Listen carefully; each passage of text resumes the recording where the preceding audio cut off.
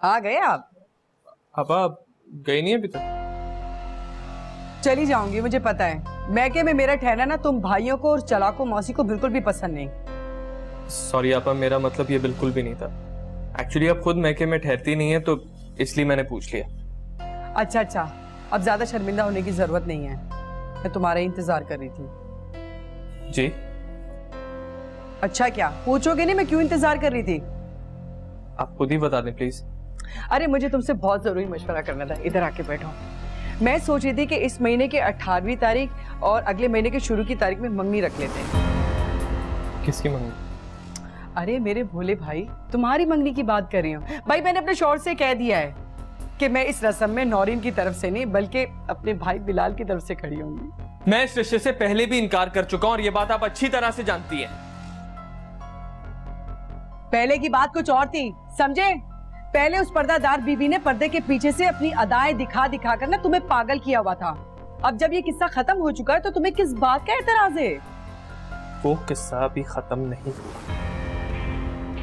मैं उससे सच्ची मोहब्बत करता हूँ।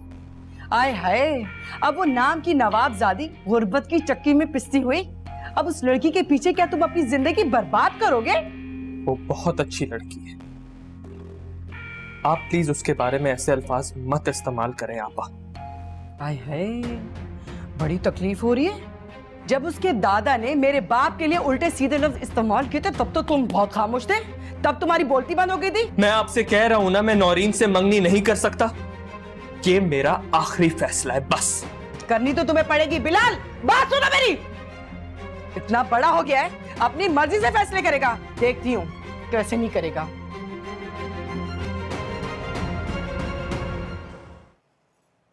अस्सलाम वालेकुम बीबी जी। वो ये जो कपड़े थे ना वो मैं सिलाई करके ले आई हूँ। अगर कोई कमी पेशी रह गई हो तो मुझे बता देना।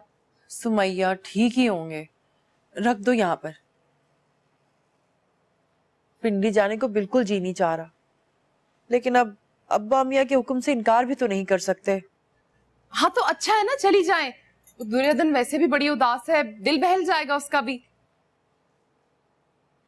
मेरा नाम शाइस्ता है, मैं मुंशी अब्दुल करीम की बेटी हूँ।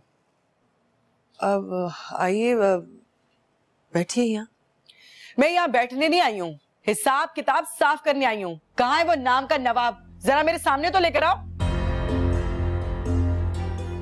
तमीज से बात कीजिए। तमीज से मैं उनसे बात करती हूँ जो इसके मायने जाने, और तुम्हारा बाप जो इसके मायने तक नहीं जानता। कहाँ है? लेकर आओ उसे। आप जाइए यहाँ से, वो घर पर नहीं है। और तुम सारे फसाद की जड़ हो।